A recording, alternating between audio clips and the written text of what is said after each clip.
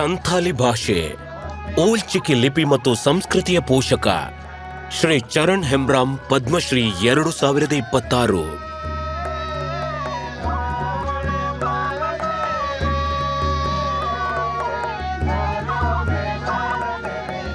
ಚರಣ್ ಹೆಂಬ್ರಾಮ್ ತಮ್ಮ ಇಡೀ ಜೀವನವನ್ನು ಮುಡಿಪಾಗಿಟ್ಟ ಕರ್ಮಯೋಗಿ. ಇವರು ಸಂಥಾಲಿ ಭಾಷೆ, ಓಲ್ಚಿಕಿ ಲಿಪಿ ಮತ್ತು ಬುಡಕಟ್ಟು ಸಂಸ್ಕೃತಿಗೆ ಹೆಗ್ಗುರುತು ಮತ್ತು ಭವಿಷ್ಯವನ್ನು ನೀಡಲು ತನ್ನನ್ನು ತಾನು ಸಮರ್ಪಿಸಿದ್ದಾರೆ. 2 ವರ್ಷ ಆಗುವಾಗಲೇ ವಿಧಿ ಅವರ ತಂದೆಯನ್ನು ಕಸಿದುಕೊಂಡಿತು.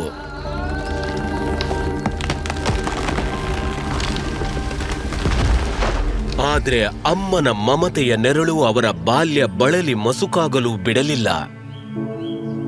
ಗಿಡ ಮರವಾಗಲು ಒಬ್ಬ ತೋಟಗಾರನ ಅಗತ್ಯ ಹೇಗಿರುತ್ತೋ ಹಾಗೆ ಚರಣ್ಗೂ ಗುರುವಿನ ಅವಶ್ಯಕತೆ ಇತ್ತು. ಅದು ಸಿಕ್ತು ತನ್ನ ಮಾವನ ಊರಲ್ಲಿ. ಓಲ್ಚಿಕಿ ಲಿಪಿಯ ಈ ಬೋಧನೆಯು ಇಡೀ ಸಂಥಾಲಿ ಸಮುದಾಯದ ಧ್ವನಿಯಾಗಲಿತ್ತು. ಸಮಯ ಕಳೆಯಿತು. 10ನೇ ತರಗತಿ ಮುಗಿಸಿದರು. ITI ಕೋರ್ಸ್ ಮಾಡಿದ್ರು ಮತ್ತು ಸಾಧಾರಣ ಕೆಲಸವನ್ನು ಹುಡುಕ್ತಿದ್ರು. ಆದರೆ ಜೀವನವು ಅಸಾಧಾರಣ ತಿರುವು ಪಡೆದುಕೊಂಡಿತು. ಟ್ರೈನ್ನಲ್ಲಿ ತನ್ನ ಎಲ್ಲಾ ಸರ್ಟಿಫಿಕೇಟ್ಗಳನ್ನು ಕಳೆದುಕೊಂಡರು. ಹತಾಶೆ, ನಿರಾಶೆಯಿಂದ ಮತ್ತೊಮ್ಮೆ ತಮ್ಮ ಗುರುಗಳ ಬಳಿ ಅವರು ಹೋದರು. ಇದು ಆಕಸ್ಮಿಕವಲ್ಲ, ಇದು ಭಾಗ್ಯದ ಸಂಕೇತ ಮಗನೇ. ಸಂತಾಲಿಯು ಬರೀ ಮಾರ್ಗವಲ್ಲ, ಅದೊಂದು ಗಮ್ಯಸ್ಥಾನ. ತಮ್ಮ ಗುರುಗಳ ಮಾತನ್ನೇ ಜೀವನದ ಗುರಿಯಾಗಿಟ್ಟುಕೊಂಡು ವ್ಯಾಕರಣ ಮತ್ತು ಸಂಥಾಲಿ ಭಾಷೆ ಮತ್ತು ಸಂಸ್ಕೃತಿಯ ಬೆಳವಣಿಗೆಗಾಗಿ ಪ್ರಯಾಣ ಕೈಗೊಂಡರು. ಟೀಚರ್ ಟ್ರೈನಿಂಗ್ ತಗೊಂಡು ಆರಂಭಿಸಿದರು. ಸಂಥಾಲಿ ಕಲಿಸುವ ಪ್ರಯಾಣ ಹಳ್ಳಿಗಳಲ್ಲಿ, ಶಾಲೆಗಳಲ್ಲಿ,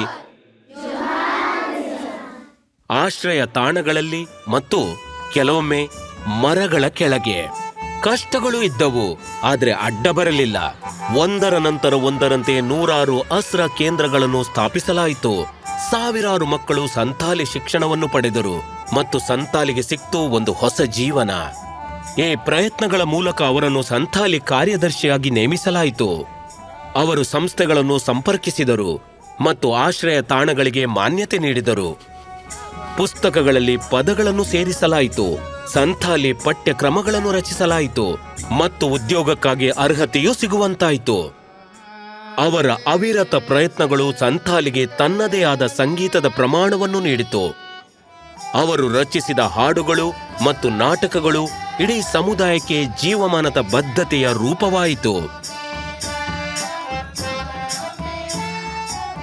ನಾವು ನಮ್ಮ ಭಾಷೆಯನ್ನು ಜೀವಂತವಾಗಿಟ್ಟರೆ ಭಾಷೆ ನಮ್ಮ ಅಸ್ತಿತ್ವವನ್ನು ಜೀವಂತವಾಗಿರಿಸುತ್ತದೆ.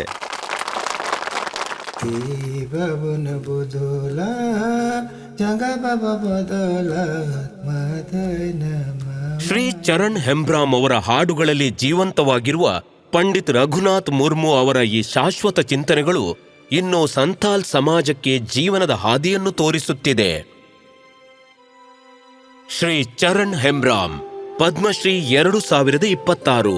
ಕೋಟಿ ಕೋಟಿ ನಮಸ್ಕಾರ.